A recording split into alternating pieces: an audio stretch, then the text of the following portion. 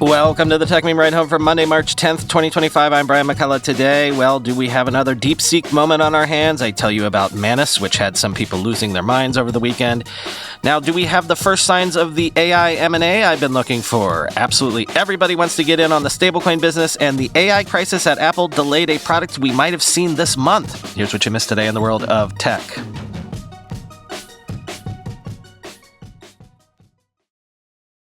Well, maybe you heard about Manus over the weekend. Some folks are calling this China's new DeepSeek moment. If so, the breakthrough here is that the creators claim this is the world's first truly autonomous AI agent. Quoting Forbes, Manus represents something entirely different. It is not just another model. It is an agent, an AI system that thinks, plans, and executes tasks independently, capable of navigating the real world as seamlessly as a human intern with an unlimited attention span. Within hours, its March 6th launch would send shockwaves through the global AI community, reigniting a debate that had simmered for decades. What happens when artificial intelligence stops asking for permission and starts making its own decisions? From analyzing financial transactions to screening job candidates, Manus navigates the digital world without oversight, making decisions with a speed and precision that even the most seasoned professionals struggle to match. In essence, it is a digital polymath trained to manage tasks across industries without the inefficiencies of human hesitation. This is what sets Manus apart from its Western counterparts. While ChatGPT 4 and Google's Gemini rely on human prompts to guide them, Manus doesn't wait for instructions. Instead, it is designed to initiate tasks on its own, assess new information, and dynamically adjust its approach. For instance, given a zip file of resumes, Manus doesn't just rank candidates, it reads through each one, extracts relevant skills, cross-references them with job market trends, and presents a fully optimized hiring decision complete with an Excel spreadsheet it generated on its own. When given a vague command like find me an apartment in San Francisco, it goes beyond listing search results. It considers crime statistics, rental trends, even weather patterns, and delivers a short list of properties tailored to the user's unstated preferences. Consider Rowan Chung, a tech writer who tested Manus by asking it to write a biography of himself and build a personal website. Within minutes, the agent had scraped social media, extracted professional highlights, generated a neatly formatted biography, coded a functional website, and deployed it online. It even troubleshot hosting issues without ever asking for additional input. For AI developers, this is the holy grail, a system that doesn't just generate information, but applies it, fixes its mistakes, and refines its output. For professionals who rely on tasks Manus can perform, it is an existential threat. But how did China, often perceived as trailing the U.S. in foundational AI research, produce something that Silicon Valley had only theorized about? And more importantly, what does it mean for the balance of power in artificial intelligence? End quote. Well, that is what people have been debating all weekend, because some early Manus users say the agentic AI is no panacea, with long waits, errors, unsatisfying answers, and endless loops often plaguing the experience. Quoting Dean W. Ball on Twitter, if an American firm had shipped Manus last month at Manus's current quality level, they'd currently be facing multiple investigations by state attorneys general, and if a Democrat had won the White House, FTC and or DOJ too, and conceivably DOL, SEC, EEOC, pick your poison, end quote. Quoting TechCrunch, the head of product at Hugging Face called Manus the most impressive AI tool I've ever tried. AI policy researcher Dean Ball described Manus as the most sophisticated computer using AI. The official Discord server for Manus grew to over 138,000 members in just a few days, and invite codes for Manus are reportedly selling for thousands of dollars on Chinese reseller app Jianyu. But it's not clear the hype is justified. Alexander Doria, the co-founder of AI startup Playus, said in a post on X that he encountered error messages and endless loops while testing Manus. Other X users pointed out that Manus makes mistakes on factual questions and doesn't consistently cite its work, and often misses information that's easily found online. My own experience with Manus hasn't been incredibly positive. I asked the platform to handle what seemed to me like a pretty straightforward request: order a fried chicken sandwich from a top-rated food joint in my delivery range. After about 10 minutes, Manus crashed.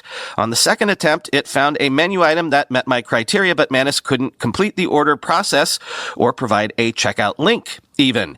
Manus wasn't developed entirely from scratch. According to reports on social media, the platform uses a combination of existing and fine-tuned AI models, including Anthropic's Claude and Alibaba's Qwen, to perform tasks such as drafting research reports and analyzing financial filings.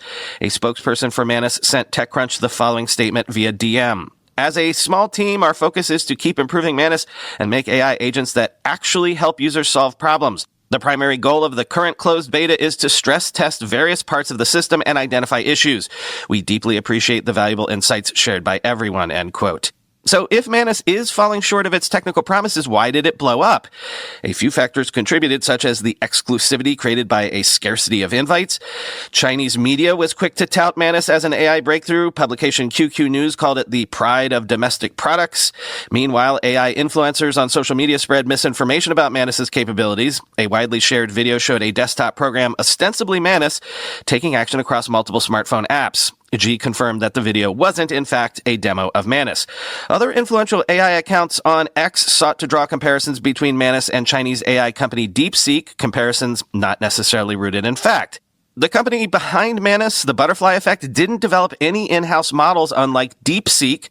And while DeepSeek made many of its technologies openly available, Monica hasn't, at least not yet. To be fair to the Butterfly Effect, Manus is in very early access. The company claims it's working to scale computing capacity and fix issues as they're reported. But as the platform currently exists, Manus appears to be a case of hype running ahead of technological innovation, end quote. This is quietly a huge deal. TarLogic researchers have found an alleged undocumented backdoor in Chinese manufacturer Espressif's ESP32 microchip used in more than 1 billion devices for Wi-Fi and Bluetooth connectivity. Quoting BleepingComputer. The undocumented commands allow spoofing of trusted devices, unauthorized data access, pivoting to other devices on the network, and potentially establishing long-term persistence. The researchers warned that ESP32 is one of the world's most widely used chips for Wi-Fi and Bluetooth connectivity in Internet of Things devices, so the risk is significant.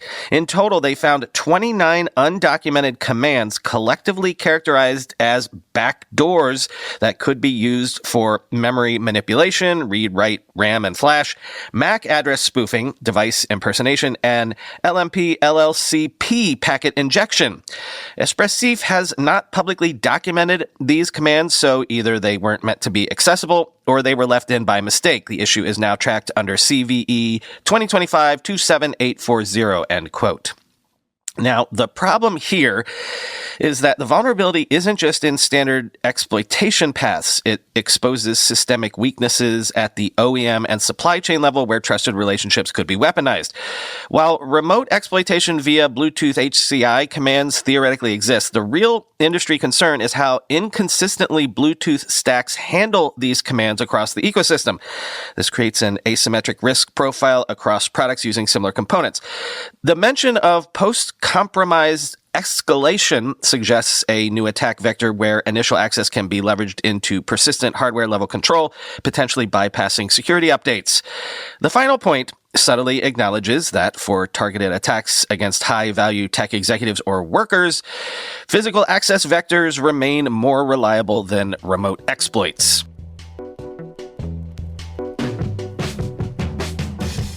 Something. For a healthy startup ecosystem, we need to start seeing some M&A activity, as we've discussed previously. Workflow automation company ServiceNow has announced an agreement to buy enterprise AI assistant company Moveworks in a deal that could value Moveworks at around $3 billion.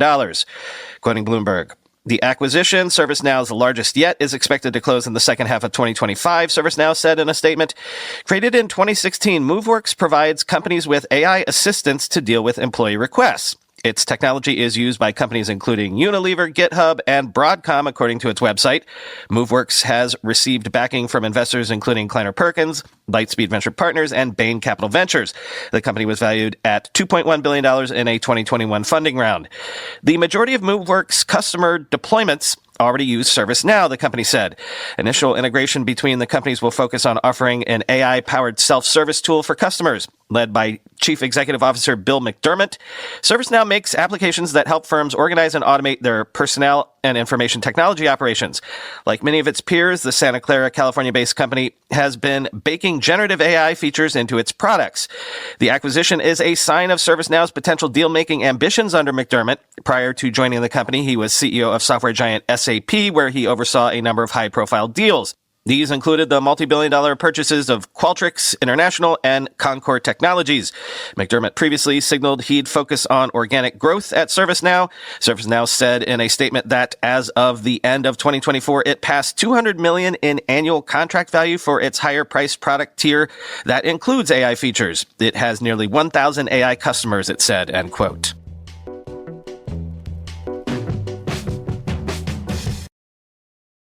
Everybody wants a piece of the stablecoin action. Why? Because it's almost literally a license to print money.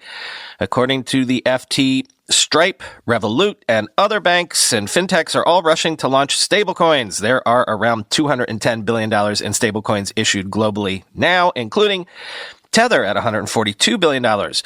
Quote, last month, Bank of America signaled it was open to issuing its own coin, joining established payments providers such as Standard Chartered, PayPal, Revolut, and Stripe in targeting a business dominated by cryptocurrency groups Tether and Circle.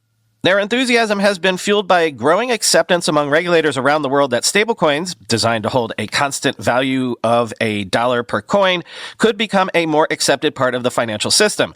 That shift, after regulatory hostility to Meta's Libra stablecoin 6 years ago, has been given further impetus by U.S. President Donald Trump's fervent embrace of cryptocurrencies. It's about people selling shovels in the stablecoin gold rush, said Simon Taylor, co-founder of fintech consultancy 11FS, who likened it to FOMO, or fear of missing out. The other thing that's driven it is there's real volume, he said. Founders want to get a piece of it because they know they're going to get stablecoin regulation, and so it's all of those things coming together. Although stablecoins have typically been used to shift money between differing cryptocurrencies, they are growing in popularity in emerging markets as an alternative to local banks for payments, particularly in commodities, agriculture, and shipping. They are a type of private digital cash that acts as a de facto reserve of a sovereign currency, overwhelmingly U.S. dollars, and payments in digital coins allow companies and consumers to cheaply and instantly access hard currency outside the banking system. There are about $210 billion worth of stablecoins issued globally, with about $142 billion printed by El Salvador-based Tether and $57 billion by the U.S.'s Circle, branded as USDT and USDC, respectively. Elon Musk's SpaceX uses them to repatriate funds from selling Starlink satellites in Argentina and Nigeria, while Scale AI offers its large workforce of overseas contractors the option of being paid in digital tokens. Transaction volumes climbed to $710 billion last month, compared with $521 billion in the same period a year ago, while the number of unique stablecoin addresses has risen to 35 million, up 50% over the same period, according to data from Visa. Large banks are growing increasingly confident, pushing into the industry as regulations emerge. U.S. politicians are debating bills in Congress that set out standards for stablecoins, giving banks, companies, and ordinary consumers more confidence to use the tokens. If they make that legal, we will go into that business, commented Brian Moynihan, chief executive of Bank of America, on the Trump administration plans at the Economic Club of Washington last month, end quote.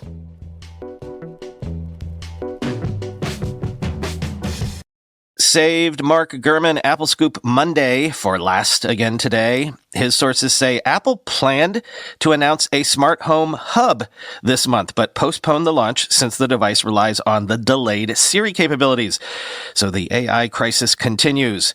Quoting Mark, after last week's product refreshes, Apple is now left with a clean slate. There aren't many device updates in the pipeline, perhaps excluding a new AirTag, until later in the year when the iPhone 17 series, new Apple Watches, and additional Macs are expected to arrive. But that leaves the question, why was the company so eager to clear the decks? The answer is probably its Worldwide Developers Conference in June. That event is always eventful for Apple, but this one promises to be one of the more consequential ones. A less cluttered schedule will help the company prepare for the event.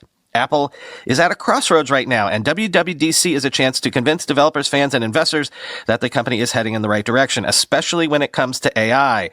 The iPhone maker just delayed Siri features that it promised at the previous WWDC, renewing concerns that its artificial intelligence strategy is in disarray. The bad news is that Apple is unlikely to unveil groundbreaking new AI features at this coming WWDC. Instead, it will likely lay out plans for bringing current capabilities to more apps. Apple is also still working on a foray into a new product category, the Smart Home Hub. As I've reported before, it's developing a device codenamed J490 with an iPad-like screen and home control features. At one point, the company had hoped to announce this product in March. But because the device, to an extent, relies on the delayed Siri capabilities, it has been postponed as well. In the meantime, Apple has opened up an internal testing program for the Home Hub, allowing select employees to take it home and provide frequent feedback. Meanwhile, Apple continues to explore ideas for smart glasses and other wearable devices. The Vision Pro headset, despite being a technical marvel, is clearly a commercial flop. Apple realizes that it's not worth continuing to invest in this approach unless it's just to increase the device's specifications or reduce the cost and weight. So attention has shifted to figuring out a more appealing form factor. One intriguing idea was to build augmented reality glasses that serve as an external Mac display, but that was axed earlier this year. Instead, Apple is back to trying to get standalone AR glasses to work. We're talking about lightweight AI-infused spectacles that you could wear all day. It'll probably take Apple another 3 to 5 years to crack this challenge at best, but the company is exploring a lot of ideas and underlying technologies right now. Apple also is still discussing the idea of making its own version of the popular Ray-Ban glasses from Meta platforms. Such a product wouldn't be a proper AR device, but it would include AI, microphones, and cameras to create a pretty good user experience. If Apple can bring its design prowess, offer AirPods-level audio quality, and tightly integrate the glasses with the iPhone, I think the company would have a smash hit. It's mind-boggling that Apple hasn't gotten there yet. The Ray-Ban glasses are clearly doing great in the marketplace and provide a stepping stone to AR. Apple also is still actively developing a product that would combine AirPods with cameras. The cameras would help power AI features by gathering information on the surrounding environment, as I've reported before. Of course, this all hinges on Apple getting its AI in order, end quote.